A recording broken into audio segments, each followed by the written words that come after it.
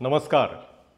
Parent academy India या पोर्टलवर तुम्हा सर्वांचं पुन्हा एकदा मनपूर्वक स्वागत. अनेक जणांनी विचारलेल्या प्रश्नाची उत्तरं देण्यासाठी आजचा व्हिडिओ बनवलेला आहे. हा व्हिडिओ आहे सेक्स एज्युकेशनबद्दल. सेक्स एज्युकेशन म्हटलं की फार मिश्र प्रतिक्रिया येतात लोकांच्या, की हे तर मुलांना सांगितलंच पाहिजे पासून हे जर तुम्ही मुलांशी बोलायला सुरुवात केली तर तुम्ही जणू काही मुलांना परवानगीच दिली आहे हे सगळं करायला, अशा थाटात लोक बोलू शकतात. आणि या दोन्ही टोकांच्या मध्ये 99% जनता असते. सध्या जी मंडळी पालक आहेत ते जेव्हा लहान होते आणि त्यांच्या शाळेमध्ये सेक्स एज्युकेशन नावाचा प्रकार जर झाला असेल तर तो कशा प्रकारे होता की साधारण तुम्ही 9वीत किंवा 10वीत पोहोचलात की एक सेशन मुलांचं आणि मुलींचं वेगळं वेगळं घेतलं जायचं, ज्याच्यामध्ये मुलींना आणि मुलांना दोघांनाही तोच अभ्यासक्रम पढवला जायचा. त्याच्यामध्ये पाळीबद्दल बोलायचे, प्रेग्नन्सीबद्दल बोलायचे आणि सर्वात महत्त्वाचं म्हणजे गुप्त रोगांबद्दल बोलायचे.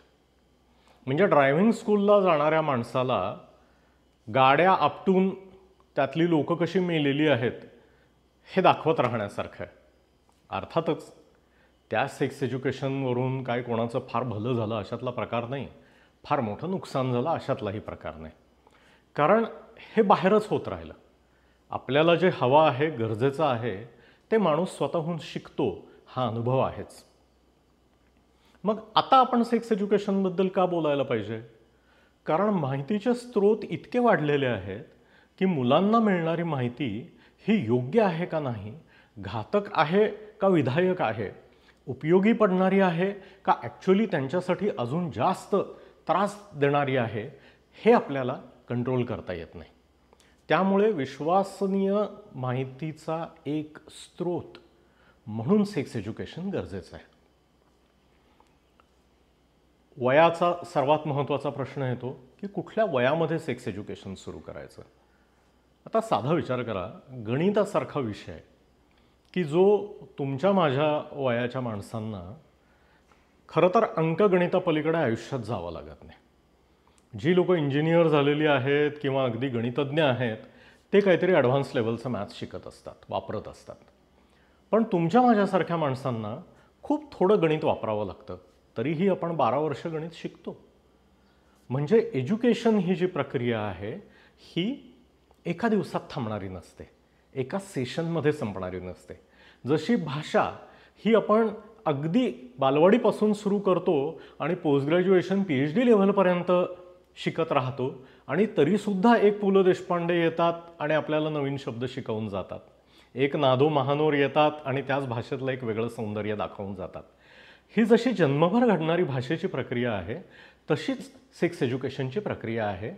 कारण सेक्स हा अनुभव, लैंगिकता हा अनुभव एका विशिष्ट वयामध्ये सुरू होतो आणि मरेपर्यंत चालू राहतो. आणि तुम्हाला याची कल्पना आहे की तुम्ही स्वतःच वेगळ्या वेगळ्या फेजमधनं गेलेले आहात, वेगळ्या वेगळ्या स्थित्यंतरातनं गेलेले आहात. जसं जसं तुमचं वय मोठं होतं आहे, तुमची अपॉर्च्युनिटी बदलते आहे, तुमचे पार्टनर आणि तुम्ही एकमेकांशी जास्त कम्फर्टेबल किंवा कदाचित अनकम्फर्टेबल होता आहात, तसं तुमच्या सेक्शुअलिटीचं एक्सप्रेशन बदलतं आहे. आणि हे आयुष्यभर चालणारी गोष्ट आहे, अगदी मरणाच्या क्षणापर्यंत. त्यामुळे जी प्रक्रिया, जो अनुभव आणि ज्याचे पैलू हे आयुष्यभर हळूहळू समोर येत राहणार आहेत वेगवेगळ्या पद्धतीने, ते सगळं शिक्षण एका सेशनमध्ये कसं संपू शकेल बरं? ती काय कुंडलिनी जागृत करायची आहे का की गुरूंनी डोक्यावर हात ठेवला, कुंडलिनी जागृत झाली आणि पुढची जन्मजन्मांतरीची सोय झाली? असं तर होऊ शकत नाही. मग ह्याचा अर्थ असा की या लाँग प्रोसेससाठी आपली तयारी पाहिजे. ही प्रोसेस सुरू कधी होते? तर ज्या क्षणी मूल तुम्हाला अवघड प्रश्न विचारायला सुरुवात करतं त्या क्षणी ही प्रोसेस सुरू होते. ह्याचा महत्त्वाचा पाया हा आहे की मी माझ्या आईवडिलांना हवे ते प्रश्न विचारू शकतो, विश्वासाने विचारू शकतो आणि तो प्रश्न कितीही अवघड असला तरी ते न रागावता प्रेमाने त्याचं मला सम्यक उत्तर देतात. ही खात्री सुरुवातीला मुलाच्या मनामध्ये निर्माण होणं हे सेक्स एज्युकेशनचं पहिलं उद्दिष्ट आहे. त्याच्यामुळे छोटं मूल येऊन तुम्हाला जेव्हा अवघड प्रश्न विचारतं की हे काय आहे, ते काय आहे, याला काय म्हणतात, त्याला काय म्हणतात, तेव्हा शांतपणे हे तुला कुठून कळलं, हा शब्द तू कुठे ऐकला, तुला काय माहिती आहे ते मला सांग. आणि मग त्याप्रमाणे त्याचं सम्यक उत्तर देणं इथून सुरुवात करावी लागते. आपल्याला जरी असं वाटलं की अरे 5 वर्षाच्या मुलाला हा प्रश्न कुठून पडला, हे किती चूक आहे, तरी एक लक्षात ठेवा, त्याच्या डोक्यात आता प्रश्न आलेला आहे. त्याच्यामुळे चूक आहे का बरोबर आहे हा इथे प्रश्न उद्भवतच नाही. आता त्याच्या डोक्यामध्ये ती क्युरिओसिटी तयार झालेली आहे, ते कुतूहल तयार झालेलं आहे. त्याचं तुम्ही उत्तर नाही दिलं तर तो प्रश्न तिथेच शिल्लक राहणार आणि मूल त्याला जे सोर्सेस अवेलेबल आहेत त्या सर्व स्रोतांमधनं ही माहिती मिळवायचा प्रयत्न करत राहणार. आणि मग कुठले स्रोत त्याच्यासमोर येतील तर छोट्या मुलांसमोर युजली एक तर इंटरनेट, जे आपण सगळ्यांनी त्यांच्या हातात अगदी लहानपणी देऊन ठेवलेलं आहे, नाहीतर त्यांची मित्रमंडळी. म्हणजे हे दोन्ही स्रोत म्हटलं तर एक अडाणी आणि दुसरा धोकादायक अशा कॅटेगरीतले आहेत. त्यामुळे मुलांना शांतपणे उत्तर देणं गरजेचं आहे. आता तुम्ही म्हणाल की अमुक एक प्रश्न विचारला त्याचं उत्तर कसं देऊ, तमुक एक प्रश्न विचारला त्याचं उत्तर कसं देऊ. ह्याच्यावर सर्वात सोपा उपाय म्हणजे काटे से काटा निकालना. तुमच्या सगळ्यांच्या हातामध्ये गुगल आहे, तुमच्या सगळ्यांच्या हातामध्ये यूट्यूब आहे, तुमच्या सगळ्यांच्या हातामध्ये ChatGPT वगैरे सारख्या गोष्टीसुद्धा आहेत. शांतपणे त्यांना प्रश्न विचारा की माझ्या 4 वर्षाच्या भारतीय मुलांनी किंवा मराठी बोलणाऱ्या मुलांनी हा प्रश्न मला विचारला आहे, मी ह्याचं काय उत्तर देऊ. आणि तुम्हाला त्याचं अत्यंत सुंदर उत्तर सापडेल, त्याच्यावरचा एखादा व्हिडिओ सापडेल, तो तुम्ही स्वतः बघा, तुम्हाला बरा वाटला तर ते उत्तर मुलाला द्या. मुलगा जेव्हा प्रश्न विचारतो आणि तुम्हाला तो खूप अवघड वाटतो आणि जेव्हा इंटरनेटची मदत घ्यायची गरज पडते तेव्हा मुलाला असं सांगा की अरे तू हा प्रश्न विचारशील ह्याची मला कधी कल्पनाच नव्हती बरं का, माझ्या डोक्यात तयार नाही आहे याचं उत्तर, मी बघतो आणि तुला सांगतो. ह्याच्यामुळे काय होतं की मुलांच्याही लक्षात येतं की प्रत्येक प्रश्नाचं रेडीमेड उत्तर डोक्यात असायची गरज नाही. तुम्ही किती मोठे झालात तरी तुम्हाला माहिती नसलेले किंवा डोक्यात तयार उत्तर नसलेले प्रश्न असू शकतात आणि त्या प्रश्नांसाठी मदत घेऊन स्रोत वापरून व्यवस्थित उत्तर शोधणं इज ओके. त्यामुळे मुलांची भीती कमी होते. हा त्यातला सर्वात महत्त्वाचा भाग आहे. कदाचित असं होईल की तुमच्या मुलांनी तुम्हाला कधी कुठला प्रश्न विचारलेलाच नाही आहे.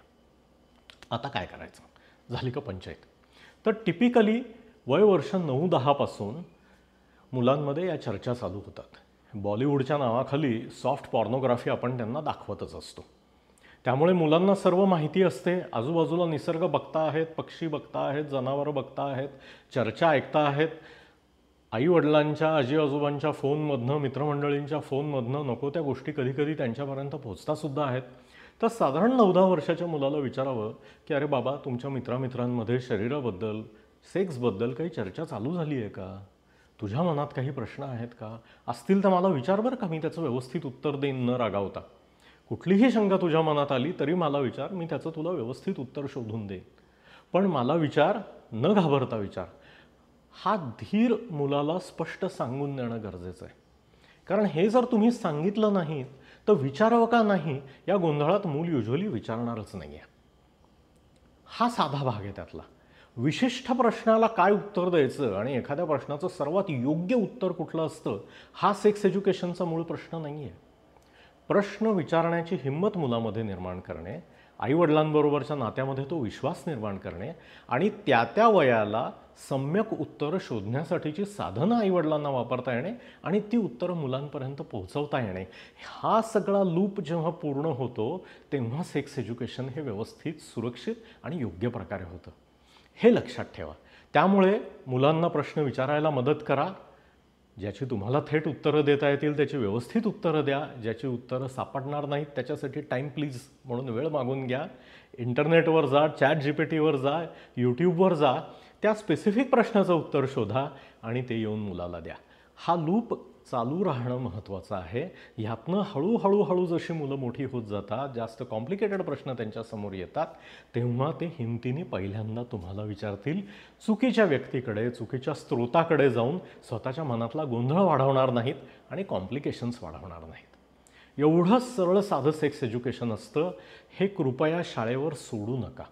कारण शाळा सेक्स एज्युकेशनचा विचार करायला सुरुवात करते तोवर अनेकदा खूप उशीर झालेला असतो. ते एका सेशनमध्ये होतं, मोठ्या गठ्ठ्यामध्ये होतं, शिक्षकांकडून किंवा अनोळखी डॉक्टरांकडून होतं. त्यामध्ये तितकी आपुलकी राहत नाही आणि मेजॉरिटी मुलं एवढ्या मोठ्या गठ्ठ्यामध्ये प्रश्न विचारतच नाहीत. त्यांच्या मनातले खरे प्रश्न हे त्यांच्या मनातच राहतात. त्यामुळे आईबाप म्हणून ही सुरुवात करा. आईने मुलीशी आणि वडिलांनी मुलाशी बोलण्याची गरज आहे. कारण तिथे तो धीर असतो की आपल्याच लिंगाची मोठी व्यक्ती, विश्वासाची व्यक्ती हा जास्त विश्वासाचा भाग असतो.